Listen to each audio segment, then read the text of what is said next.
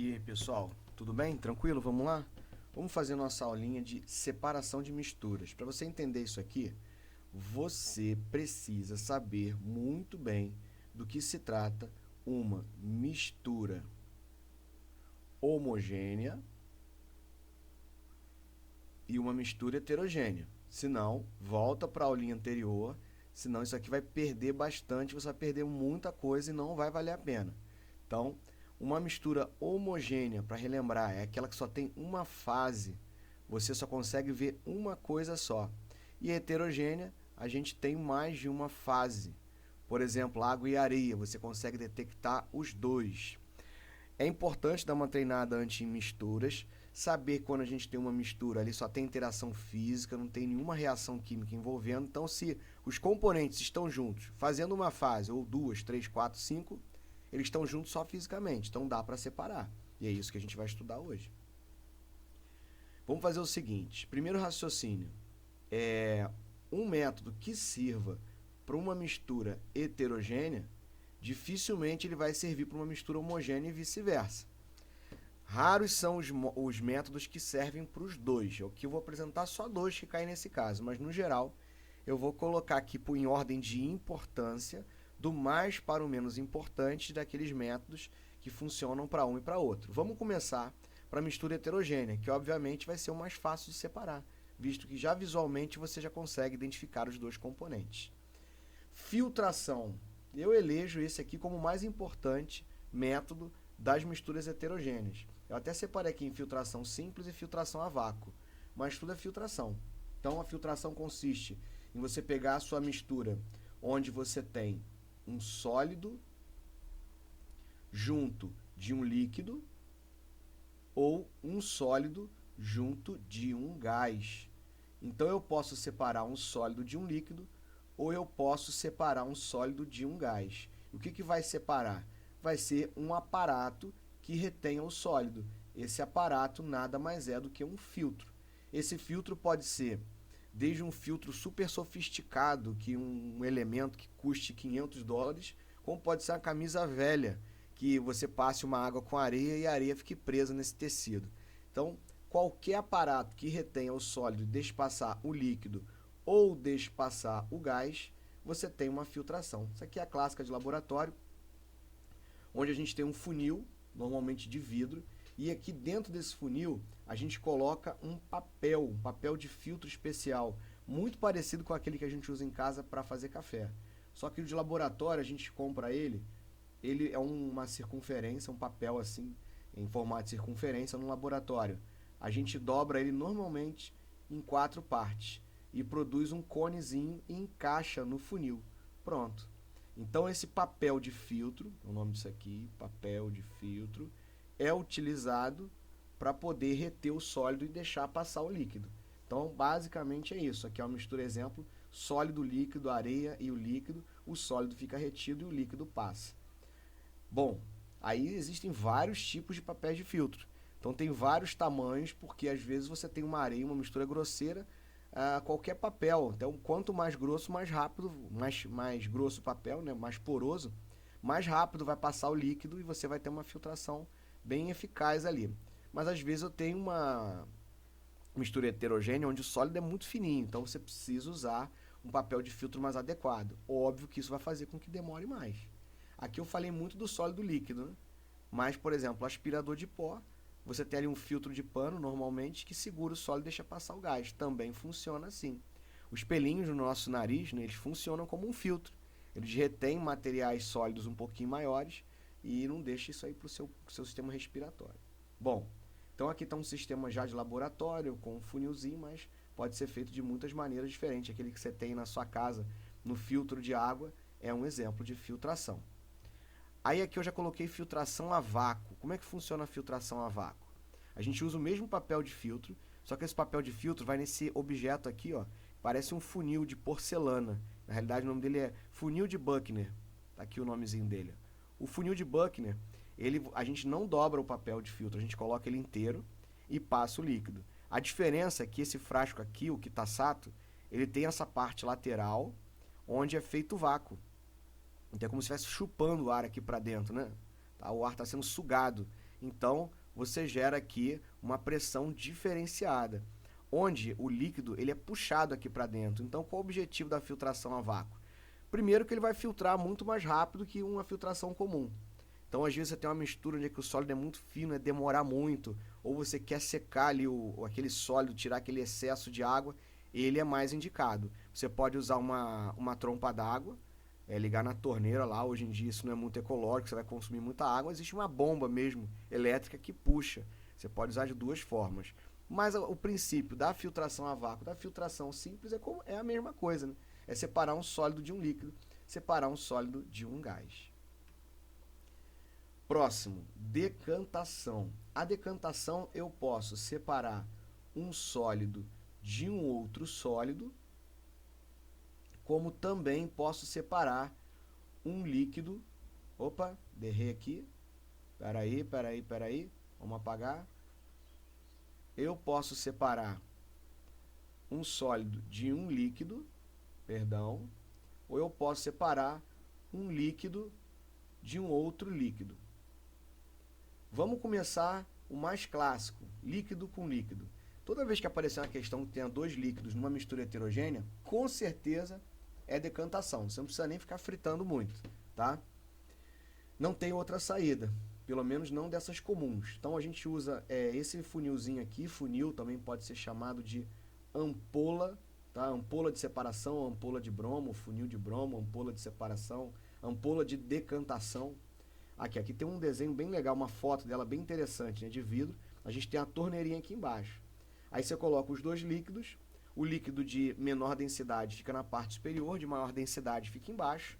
E depois que você aguardar uns minutinhos, onde você separou visualmente, você abre a torneirinha. Esse líquido aqui vai escoar primeiro. Quando chegar ali no meio, você fecha a torneirinha. Aquela fase do meio você joga fora, não tem muito o que fazer com ela, porque é difícil separar. E depois você recolhe outro líquido em outro local. Então, para separar dois líquidos heterogêneos, nada melhor que a decantação. Então, é o único método que a gente estuda de líquido heterogêneo. Agora, separar um sólido de um líquido. A gente acabou de passar por um método que separa um sólido de um líquido. Aí você vai, pô, Rafael, mas peraí. Eu vou separar um sólido de um líquido tanto com a filtração quanto com a decantação, e agora? Qual dos dois eu uso? Bom, se você quer eficiência, um processo bem feito mesmo, separar legal o sólido do líquido, é a filtração, gente. A filtração ela é mais eficiente que a decantação nesse sentido de deixar o seu resultado final melhor. Mas, quando a gente quer grandes quantidades, como por exemplo tratamento de água, estação de tratamento de água, aqui a gente tem duas, a decantação vai ser melhor, porque ela vai ser mais rápida, então o tempo é dinheiro, um tratamento de água, a gente vive esse tipo de situação, então óbvio que uma separação sólido-líquido para, vou até escrever aqui, ó, grandes quantidades, aí ela vai ser melhor, não tenha dúvida disso, tá bom? Então, se eu tenho sólido-líquido em grandes quantidades, melhor coisa é usar a decantação. Pequenas quantidades, melhor a filtração. Aqui eu tenho um esquema, né, de água barrenta, ele aguardou sedimentar, aí ele foi usar a decantação, ó, foi jogando líquido, depois ele ainda puxou por sifonação, o sifão, o líquido. É um método que dá para se fazer. Por exemplo, aqui a filtração seria mais adequada para pequenas quantidades. Aqui é um becker é pequeno. Agora, quando a gente tem grandes quantidades, obviamente a decantação é melhor. Então aqui eu vou colocar uma regra absoluta fechada? Não. Por exemplo, você tem a questão lá, água e areia. Aí tem as opções. Não tem filtração, não tem decantação, não falou mais nada, você vai usar a decantação. Então vão ter muitos métodos aqui para frente que você pode fazer com mais de um. Estou falando para vocês, o mais indicado é a filtração. Grande quantidade, melhor a decantação, mas se não houver outra opção, também serve. Centrifugação. A centrifugação nada mais é do que uma decantação acelerada. Então, aqui está o exemplo clássico, gente. Ó, sangue. Se você deixar uma amostra de sangue parada, é isso aqui que vai acontecer com ela. O material celular vai para baixo e a gente vai ter a parte aquosa separada. Isso aqui visualmente, se você deixar uma horinha lá, esse sangue parado, uns 50 minutos, você já começa a ver essa separação de fases. Agora imagina uma pessoa que está fazendo análise clínica e ela precisa trabalhar com um material ou com o outro. Ela vai ficar aguardando esse sangue decantar? Então não dá. Então existe um equipamento de laboratório chamado centrífuga, que ele consiste em deixar os dois tubos girando. Aqui tem um esquema básico da centrífuga. Você coloca os dois tubos e põe para girar. Quando você põe para girar, a força centrífuga, né, ela vai atuar em cima desses tubos. É como se a gravidade estivesse aumentando em cima desses tubos. E coisa de 40 segundos, 1 minuto no máximo, você deixar uma amostra centrifugando, o material já está bem preso no fundo. Na época que eu trabalhava em laboratório, eu lembro que quando eu não trabalhava com sangue, mas eu trabalhei com outros tipos de amostras de sistemas, e às vezes eu deixava 50 segundos na centrífuga e o material ficava tão preso no fundo do tubo de ensaio que eu tinha que dava um certo trabalho depois de retirar aquele material preso no fundo do tubo. Então a centrífuga ela funciona muito rápido. Hoje em dia, uma centrífuga tem essa carinha que a gente está vendo aqui na imagem. A gente sempre, quando trabalha com os tubos, trabalha sempre, se você colocou um tubo aqui, a outra pessoa vai ter que colocar o tubo aqui desse lado. Porque se ela começar a colocar um aqui e outro do lado, ela vai desbalancear. Então, em laboratório eu já vi centrífuga começar a ficar sambando em cima da bancada, que é o mesmo princípio da centrífuga que a gente tem em casa numa máquina de lavar roupas. Só que o objetivo da máquina de lavar roupas é fazer com que a roupa fique girando para escoar a água, né? Então, quando às vezes a roupa ela não assenta muito bem ali na centrífuga, a gente sabe das histórias aí de máquina de lavar que saem do lugar. O princípio é o mesmo. Mas, gente, a centrifugação nada mais é do que uma decantação acelerada. Exemplo maior que sempre aparece nas questões é o sangue, tá? Separação magnética. Basicamente, a gente precisa de um ímã. E esse ímã vai atrair um material que tem um campo magnético mais forte. Normalmente, ferro, cobalto e níquel. Então você tem ferro, cobalto e níquel numa mistura de areia, ou seja lá no que for. Aqui está um exemplo só sólido com sólido, mas poderia também ser sólido no líquido. Você pode retirar esse material, tirar na forma metálica, de qualquer jeito. Então aqui a gente tem um eletroímã de um lixão, onde a gente retira todo esse material metálico que não interessa para poder fazer a reciclagem. Então a separação magnética é um método muito utilizado. Esses três são os metais que são atraídos por um campo magnético. Então esse daqui acontece demais. Existem outros metais com ação magnética forte? Gente, é basicamente ferro, cobalto e níquel. Metais como alumínio, cobre, ouro, prata não vão ser atraídos por um campo magnético com a intensidade que um ímã desse consiga retirar. Então guarda bem esses três materiais. O ferro está na nossa vida em muitos exemplos. O cobalto nem tanto, ele está presente em algumas ligas metálicas, e o níquel é importante lembrar que o maior exemplo que a gente tem são as moedas, que são feitas de níquel. Tudo bem? Agora vamos lá. Aí eu passei com vocês anteriormente filtração, decantação, centrifugação e separação magnética, que com certeza são os métodos que mais aparecem. Esses métodos que eu vou mostrar agora, eles até aparecem, mas não com evidência desses anteriores. Na catação, com auxílio da mão ou de uma pinça, eu retiro materiais diferentes. Então a catação, eu separo dois sólidos, beleza? É o que a gente usa em casa para escolher feijão. Esse aqui é um método que é meio sem graça, eu acho ele bem sem graça, mas é um método que vira e mexe ele acontece em alguma situação mais específica. Ventilação, você também separa dois sólidos. Aqui você utiliza a sua mão ou uma pinça. Na ventilação você vai separar dois sólidos com uma corrente de ar. Então, tem um exemplo que o pessoal faz, né? Na hora de descascar o amendoim. Pega o amendoim, coloca ele para aquecer, aquela casquinha vai soltando. Aí a pessoa, até de uma forma anti-higiênica, começa a soprar. Então aquela casca de amendoim, como ela é muito leve, ela vai saindo e vai ficando amendoim. É uma técnica de ventilação. Separar também, óbvio que tem processo industrial que não são pessoas soprando, mas você tem máquinas que fazem isso. É uma maneira de você separar dois sólidos. E a levigação também é uma maneira de separar dois sólidos, só que com uma corrente normalmente de líquido. O caso mais comum é usar a própria água, onde você separa dois sólidos. O cara do garimpo aqui com a bateia, ele coloca um cascalho do rio e a própria correnteza do rio arrasta o cascalho mais leve. Ele vai ficar com as pedrinhas que seriam mais pesadas, mais densas. E ele vai observar depois essas pedrinhas, se essas pedrinhas têm algum veio de ouro presas nela, para depois ele fazer o processo de separação. Então a levigação você vai ter dois sólidos, né, de densidades diferentes.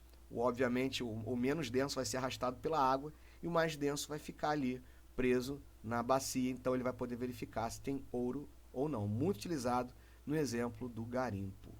Então, ó, ventilação e levigação são muito próximos. Ventilação que separa é o ar e levigação é a água. Peneiração ou tamização. Bom, pessoal, esse aqui causa uma confusão muito grande com filtração. Sabe por quê? Imagina você tá lá na sua casa com aquela peneirinha clássica de cozinha, que quase todo mundo tem essa peneira em casa, né? Vou desenhar aqui aquela peneirinha que todo mundo tem em casa. Tem até um cabinho. Aí você foi e fez um suco de laranja e não gosta de comer aquelas gominhos, né, que vem no suco, e você passa seu suco pela sua peneira. Aí depois você tem um suco do outro lado, aquele suco maravilhoso, assim, aqueles gominhos, ótimo, né? Então você fez uma peneiração? Não. Você não fez uma peneiração. Se você separou um sólido de um líquido, você fez uma filtração. Aí você fala, mas Rafael, eu usei uma peneira. Se sua peneira serviu para separar um sólido de um líquido, ela não é uma peneira naquele momento. Ela é um filtro. Que isso fique bem claro. Peneiração é para separar dois sólidos. Como, por exemplo, o cara da construção civil que separa a pedra da areia. Aí sim a gente chama de peneiração.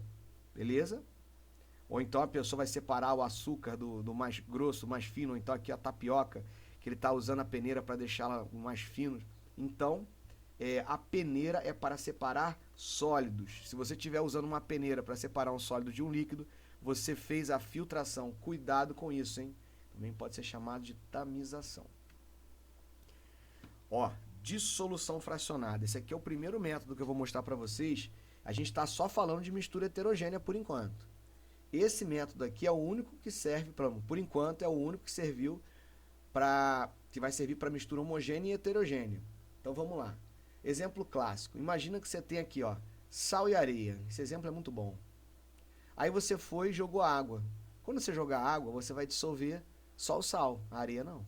Aí depois você filtra e você vai obter a água com sal, evapora a sua água, você obtém no final de volta o seu sal e a sua areia. Então repara, eu usei a água para dissolver um dos componentes da mistura, o outro não. Por isso que é dissolução fracionada, só dissolve uma parte. Ou você extraiu com um solvente, muito comum para a produção de perfumes e essências. Você coloca ali um vegetal imerso, ou então em infusão na água, no etanol, no álcool, e deixa por um tempo para as substâncias daquele vegetal passar para o líquido, você ter ali a sua essência, o seu perfume. Beleza? Então, existem várias formas. Um outro exemplo comum, a gasolina brasileira, ela na realidade, a gasolina por si só já é uma mistura. A brasileira mais ainda, porque a gasolina brasileira, ela tem gasolina e etanol e álcool. Atualmente, ó, estamos em 2020. Até onde eu sei da legislação, a gente tem 27% de etanol na gasolina. Então, quando você está comprando uma gasolina, você está comprando 73% de gasolina e 27% de álcool. Beleza? Então, se você jogar água na gasolina, a água, o etanol ele vai abandonar a gasolina e vai para a água. Então, você consegue separar só a gasolina. Por isso que ninguém vai adulterar combustível com água, né, pessoal? Quem vai adulterar é esperto, não vai adulterar com água, porque a água não dissolve na gasolina. Mas ela dissolve bem no álcool. O álcool ele é aquela substância que dissolve na gasolina e na água. Preferencialmente na água. Se você jogar água, ele abandona a gasolina e vai para a água. Então, você com um solvente que dissolvia só um dos dois, você consegue separar. Então, inicialmente, isso aqui era uma mistura homogênea. Então, tá vendo? O método de dissolução fracionada também serve para isso. Beleza? Ano passado, ano retrasado, não lembro muito bem, teve uma questão do Enem que colocou uma sauna. E essa sauna a vapor, o vapor passava por umas folhas de eucalipto e ele retirava umas substâncias que estavam retidas na folha e passavam para a sauna. Ele perguntava que método era esse. Era praticamente esse método, a extração por solvente. Então, a próprio vapor ali, ele dissolvia aqueles componentes das folhas de eucalipto e levava para dentro da sauna. Foi um tipo de dissolução, já que o vapor não dissolvia a folha inteira, apenas um dos componentes. Aí apareceu lá na questão o nome extração por arraste, beleza? Então essa questãozinha ficou bem famosa lá do Enem, extração por arraste, onde você tinha uma substância que arrastava os componentes que estavam presos à folha, muito similar a esse método aqui. Agora sim a gente vai exclusivamente para as misturas homogêneas. Homogênea a gente vai reduzir bastante, tá? A gente vai começar imaginando que a gente tem água e sal dissolvido. Aqui é o aquezinho do lado. Sempre quando eu coloco assim, eu estou avisando que está dissolvido. Então tá lá a minha mistura, lindo, muito obrigado, tá lá. E o que eu vou fazer? Eu quero ter um desses componentes. Eu deixo ali, simplesmente, isso no sol. A própria ação do sol vai fornecer energia, as moléculas de água vão absorver essa energia e vão começar a virar vapor e vai embora. Então a água vai embora, no final das contas resta ali só o sal. Então esse aqui é o exemplo de uma salina. Como é que os caras fazem para obter sal da água do mar. Esse é um método muito barato, porque a gente utiliza o sol como matéria-prima. Ele é um processo um pouquinho demorado, só que ele tem um inconveniente. Eu perco um dos componentes, né? Porque a água vai embora. Então ele é um método muito legal quando eu estou afim só do componente sólido. Ele é utilizado de um sólido para um líquido, mas eu tenho que ter consciência que meu líquido eu vou perder. Eu vou ficar só com o sólido. Ele aparece com o nome de cristalização fracionada, aparece com o nome de evaporação, evaporação fracionada, eu já vi também, né? Cristalização fracionada é o nome mais adequado. Então ele tem esse inconveniente. Se eu estou querendo a água, esse método já não serve. Se eu estou afim só do sólido, sal, né? A obtenção do sal, pessoal. Então, esse método é o mais adequado que tem para obter sal que está dissolvido na água do mar, não tenha dúvida. Por isso que o sal de cozinha custa tão barato, não é verdade? Matéria-prima vem do mar e o sol que fornece energia, né?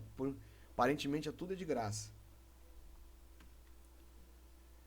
Vamos lá. Mas, se eu quiser agora de novo aqui a água e o sal, só que eu estou querendo obter a água, eu não quero perder a água. Então eu coloco para aquecer aqui nesse sistema. Olha como é a diferença. Sistema todo fechado. Eu tenho um balão aqui. Ele é todo vedado. Eu tenho uma rolha, um termômetro para controlar a temperatura. Quando eu começar a aquecer, só a água começa a virar vapor. Então a água começa a passar por dentro desse tubo, na forma de vapor. Quando chegar nesse equipamento aqui, é aí que a mágica acontece. Então tem uma foto dele aqui do lado, como é que ele é na realidade. Olha só, ele é um tubo de vidro que passa um outro tubo de vidro por dentro. Por esse tubo externo, a água ela vai fluir, tá? Aqui, se eu não me engano, é o cidadão que tirou essa foto que montou. Aparentemente ele montou meio estranho, né? Porque a água ela é para entrar por baixo e sair por cima, mas não tem problema, a gente quer só ver o desenho de a foto do condensador. Essa água ela vai ficar passando aqui por dentro e ela vai deixar o condensador mais frio que o resto do sistema. Quando o vapor entrar em contato com o condensador, o que era vapor volta a ser líquido e eu recolho aqui desse lado. Por isso o nome condensador. Eu estou levando do vapor para o estado líquido. Beleza? Então esse aqui é o equipamento principal da destilação. Então a destilação consiste em aquecer a mistura, vira vapor, volta a ser líquido, eu recolho o líquido aqui. Desse lado eu tenho isenção total do sal. Pô, então legal, com esse método eu consigo tirar o sal da água do mar? Perfeito. Então por que então a gente fala que tem problema de água no mundo, né? Que vai acabar a água? Então tem muita água do mar, a gente destila tudo. Pode destilar, só que eu tenho que ter consciência que isso aqui é um processo muito caro. Aquecer a água vai custar muito dinheiro. Então, sem contar que eu preciso de um resfriamento, é um processo meio complicado. No desespero, é assim que a gente vai obter água potável. Mas que ele vai custar uma grana, vai custar. Então, ele não é tão viável assim. Salvo exceções. Ah, eu estou num navio, no meio do nada, eu preciso de água. Para uma pequena quantidade, beleza. Mas para grande quantidade, hoje em dia, a gente usa um processo chamado osmose reversa, que é baseado em membranas e diferença de pressão. Hoje, ele é o processo mais adequado para o tratamento de água, tá? Esse é o método mais utilizado no mundo para a gente ter água potável, não a destilação, embora possa ser feita para destilação. No laboratório, quando a gente quer ter uma água pura, isenta de sais, normalmente a gente usa destilação também. Tá? Tem bastante laboratório que se utiliza de destilador para obter a água destilada, sem sais minerais. Então ele é um método muito eficiente para separar um sólido de líquido, beleza? Agora, e se eu tiver a fim de separar dois líquidos? Repara que é quase igual, né? Muito parecido mesmo. Aqui ele usou até uma manta elétrica para não ter o fogo direto. Vamos imaginar que dentro desse balão eu tenha água e eu tenha etanol, o álcool. A água tem um ponto de ebulição de 100 graus. O etanol tem um ponto de ebulição de 78 graus. Se eu pegar água e etanol e levar para um método parecido com esse, a chance de eu começar a aquecer e os dois vão parar aqui dentro no final do meu Erlenmeyer é altíssima. Eu não vou conseguir ter um controle. Eu vou ter que ficar com essa temperatura aqui de plantão em cima desse termômetro, não deixar a temperatura subir muito. Então criou-se um outro método onde eu coloco um obstáculo a mais, que é a coluna de fracionamento. Então essa coluna de fracionamento aqui, ela retém, ela causa uma barreira maior para as moléculas de gás que chegarem até nessa região. Então ele vai dar uma atrasada, ele vai dar uma separada. Então eu vou ter um processo muito mais eficiente por conta dessa coluna de fracionamento.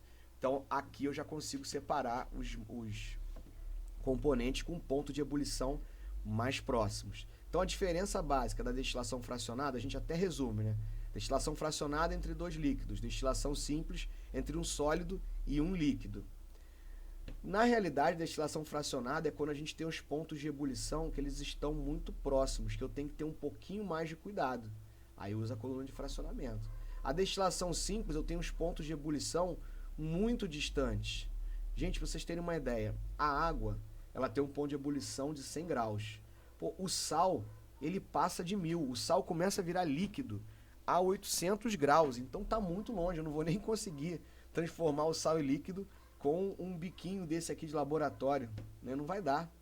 Então aqui eu não estou nem preocupado se o meu sal, ele pode até vir por arraste, mas aí ele virar líquido, ele virar gás, nem pensar. Agora aqui sim, eu tenho que tomar um cuidado. Esse é o equipamento de laboratório. Agora, vocês já viram esse desenho que eu coloquei aqui do lado, né? Obviamente aqui eu estou falando de petróleo. O petróleo ele é uma mistura de hidrocarbonetos. Um petróleo tem algumas dezenas ali, uma centena de compostos diferentes. Eu tenho moléculas com 1, 2, 3, 4, 5, até 70 átomos de carbono. E sem contar que às vezes uma de 5, às vezes não, sei por exemplo, uma molécula com 10 carbonos, eu tenho 5 moléculas diferentes de 10 carbonos. Então são muitos componentes que o petróleo tem. Os componentes do petróleo, como na aula anterior eu tinha falado, eles dissolvem entre si. Então a melhor maneira é você pegar o petróleo cru. Você leva aqui uma temperatura absurda, 400 graus, 500, 600 graus, injeta nessa coluna, onde ela tem esse sistema aqui de chicanas, né? Ela força o petróleo e ele vai se separando naturalmente pelo ponto de ebulição. Ó. Aqui em cima, essa região, eu vou retirar o gás. Então, esse gás vai ser recolhido na parte superior. Lá embaixo, eu vou ter os componentes do petróleo mais pesados, o piche, né? O resíduo, o alcatrão, que vai fazer lá o asfalto, né? Então, do petróleo eu consigo separar todos os componentes. Isso aqui não deixa de ser uma destilação fracionada. E é claro, aqui eu coloquei até com o nome de outro método, como a maioria dos autores trata, liquefação fracionada. Mas esse método não deixa de ser uma destilação fracionada também. Então é através desse método que a gente separa os componentes do ar atmosférico. O ar atmosférico preferencialmente filtrado, né? Porque o ar atmosférico tem poeira. O ar atmosférico ele tem 78% do gás nitrogênio, 21% do gás oxigênio e 1% de outros gases. O gás que mais tem nesse 1% é o argônio. Então, eu preciso ter esses gases separados, industrialmente falando, para um hospital, preciso ter o oxigênio separado, né? Como é que eu faço isso para obter? Esse oxigênio vem do ar, gente. Então a gente pega o ar atmosférico e baixa a temperatura dele a menos 200 graus. Quando eu faço isso, eu transformo esses 3 gases em líquidos. Então, por isso que é liquefação. eu estou transformando esses 3 gases em líquidos. Depois que eu faço? Eu vou gradualmente aumentando a temperatura e vou recolhendo os 3 gases que me interessam. Ou seja, eu estou voltando para a destilação fracionada, né? Olha só, substâncias com pontos de ebulição próximo. Pela diferença de temperatura eu vou separando. Por isso que essa liquefação fracionada também pode ser chamada de destilação fracionada. Só que o método, antes de começar, eu tenho que transformar essa mistura em líquido para poder facilitar o processo. Então, por isso que ela recebe esse nome separado, mas ela atende o mesmo princípio do anterior. E por último, a fusão fracionada, onde eu posso separar ligas metálicas como o ferro e o chumbo, que são metais que uma vez derretidos você não consegue perceber a diferença entre eles. Eu vou aquecendo até eles derreter e pela diferença de ponto de fusão eu separo. Posso separar também areia e enxofre? Aqui já seria uma mistura heterogênea. Lembra aquilo que eu falei lá? Difíceis são os métodos que servem para os dois. A fusão fracionada também pode ser utilizada para uma mistura heterogênea nesse caso aqui. O mais comum é para a liga metálica, tá, gente? Eu quero separar metais com pontos de fusão muito próximos. Então vamos dar um toque aqui final. Toda vez que você tiver uma mistura heterogênea, você pensa inicialmente filtração, decantação. Aí a decantação está aqui dentro já a nossa querida centrifugação e a separação magnética. São os principais métodos da heterogênea. Quando você pensar em homogênea, você pensa ou a cristalização e a destilação, que se divide em 2 partes, mas destilação é uma coisa só. Então, esses são os principais. Eu tenho uma dissolução fracionada que vira e mexe aparece. A dissolução fracionada, ela pode aparecer tanto para um método homogêneo, quanto para um método heterogêneo, quanto para um método homogêneo. E aqui a gente tem um resumo do que a gente acabou de ver. Esses 3 métodos são os principais para homogênea e esses 2 métodos são os principais para homo, sendo que dissolução fracionada serve para os 2. Então você pode dar uma repassada nessa aula já com isso daqui em mente. Não que nunca vão aparecer os outros que eu falei, mas esses são com certeza os que mais aparecem em questão. Então, pessoal, vamos exercitar e até a próxima. Tchau!